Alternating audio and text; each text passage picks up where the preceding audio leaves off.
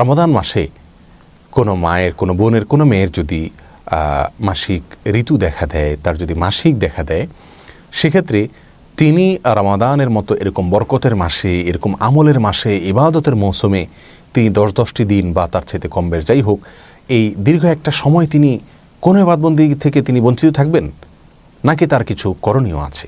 আজ আমরা সেই বিষয়টি জানার চেষ্টা করব। প্রিয় দর্শক, আমাদের মা বোনদের অনেকেরই এ বিষয়ে আক্ষেপ থাকে যে আল্লাহ সুবহানাহু ওয়া তাআলা আমাদেরকে মেয়ে হিসেবে সৃষ্টি করেছেন, বিধায় আমরা রমাদানের এই দীর্ঘ বেশ কয়েকদিন পর্যন্ত আমাদের মাসিকের কারণে, এই শারীরিক অসুস্থতার কারণে আমরা সিয়াম পালন করতে পারছি না, সালাত আদায় করতে পারছি না, রমাদানের বারাকা আমরা নিতে পারছি না।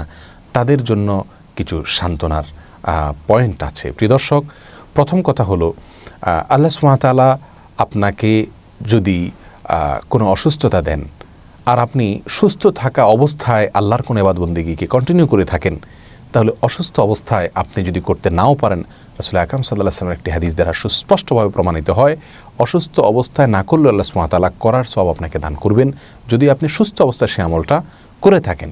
অতএব মন খারাপ করার কোনো কারণ নেই।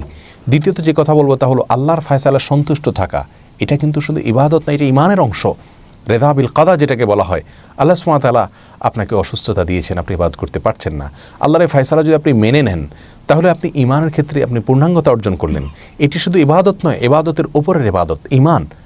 অতএব প্রিয় দর্শক, এক্ষেত্রে আমাদের অস্থিরতা, ব্যাকুলতা এটা স্বাভাবিক, কিন্তু নৈরাশ্য চলে আসা এবং বিরক্তি প্রকাশ করা এটা কোনো অবস্থাতে উচিত নয়, বরং আল্লাহর সন্তুষ্টিতে ফয়সালাতে সন্তুষ্ট থাকা উচিত। তৃতীয়ত যে কথা বলবো তা হলো, মাসিক হয়ে যাওয়া মানে হলো আল্লাহর সঙ্গে সমস্ত সম্পর্ক আমার ছিন্ন হয়ে গেল, আমার ইবাদতের সমস্ত দুয়ার বন্ধ হয়ে গেল, ব্যাপারটি তা নয়। বরং মাসিক হওয়ার ফলে আপনাকে যে জিনিসটি খেয়াল করতে হবে তা হলো, আপনি শুধুমাত্র সিয়াম পালন করতে পারছেন না, সালাত আদায় করতে পারছেন না এবং তওয়াফ করতে পারছেন না। 3টি কাজ আপনার জন্য নিষিদ্ধ। এর বাইরে কোরআনে কারীম তেলাওয়াত করতে পারবেন কিনা মেয়েরা মাসিক অবস্থাতে, এ নিয়ে উলামায়ে কেরামের ভিতরে, স্কলারদের মধ্যে 2টি মত পাওয়া যায়। একটি মত অনুযায়ী তিনি করতে পারবেন, কারণ রাসূল আকরাম সাল্লাল্লাহু আলাইহি ওয়াসাল্লাম থেকে সুনির্দিষ্টভাবে তিনি, অর্থাৎ মাসিকরত মহিলা, তিনি কোরআন তেলাওয়াত করতে পারবেন না, এরকম কোনো কথা নির্দেশ দেখা পাওয়া যায় না। এক্ষেত্রে যে কয়েকটি হাদিস পেশ করেন যারা বলেন যে মাসিক অবস্থাতে কোরআন তেলাওয়াত করা যাবে না, তারা সেগুলোকে, যারা বলেন যে করা যাবে, তারা সে সমস্ত হাদিসকে অ্যানালাইসিস করে বলেন যে এগুলো জাইফ, এগুলোর সনদ সহিভাবে প্রমাণিত নয়। আর এর বিপরীতে যারা বলেন যে কোরআনে কারীম তেলাওয়াত করা যাবে না, তারা কিছু হাদিস তো সরাসরি এর সপক্ষে আনেনি।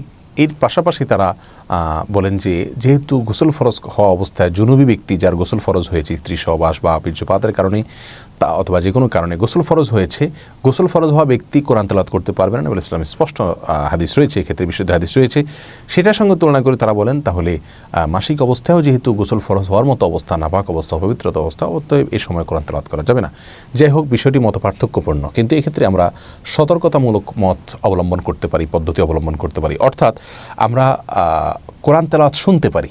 মেয়েরা রমাদান মাসের বাইরে যে কোনো সময় মাসিক হওয়া অবস্থাতে কোরআন তেলাওয়াত শুনতে পারবেন, আর শুনলে পড়ার সমান সওয়াব হয়, এতে কোনো অসুবিধা নেই ইনশাআল্লাহ। দ্বিতীয়ত, তার যদি কেউ হন, আপনার ছাত্রী হন, হিফজের ছাত্রী হন, কোরআন মুখস্থ করেন, কোরআন মুখস্থ রাখার ব্যাপার থাকে, তিনি তেলাওয়াত ছেড়ে দিলে 10 দিন বা 8 দিন 7 দিন, সেক্ষেত্রে তিনি তার হিফজ ভুলে যাবেন, সেক্ষেত্রে তার জন্য ছাড় আছে, তিনি তেলাওয়াত করতে পারবেন। যাই হোক, এর বাইরে তাসবিহ, তাহলিল, আল্লাহু আকবার, সুবহানাল্লাহ, আলহামদুলিল্লাহ, দোয়া, দুরুদ যত আছে, তার সমস্ত ইবাদত, দান, দক্ষিণা, আল্লাহর দিকে মনোনিবেশ করা, মনে মনে আল্লাহকে জিকির করা, মুখে আল্লাহকে জিকির করা, সব রকমের ইবাদত একজন মেয়ে মাসিক অবস্থায় করতে পারবেন। অতএব নিরাশ হওয়ার কোনো কারণ নেই। সিয়াম এবং সালাত না করতে পারলে কী হবে, তওয়াব না করতে পারলে কী হবে, ইবাদতের অন্যান্য অপশন খোলা আছে। বিধায় আমরা মা বোনরা রমাদান মাসে বেশি বেশি জিকির আজকার করে, দোয়া দুরুদ করে, তাসবিহ তাহলিল করে, আল্লাহর কাছে দোয়া করে, আল্লাহর দিকে মনোনিবেশ করে, ইস্তেগফার করে, দান সদকা করে আমাদের সময়গুলো আমরা কাটাতে পারি। দ্বীনের ইলম আমরা অর্জন করতে পারি, ইসলামিক বই পুস্তক পড়তে পারি, ইসলামিক লেকচার শুনতে পারি, সেগুলো ইবাদত।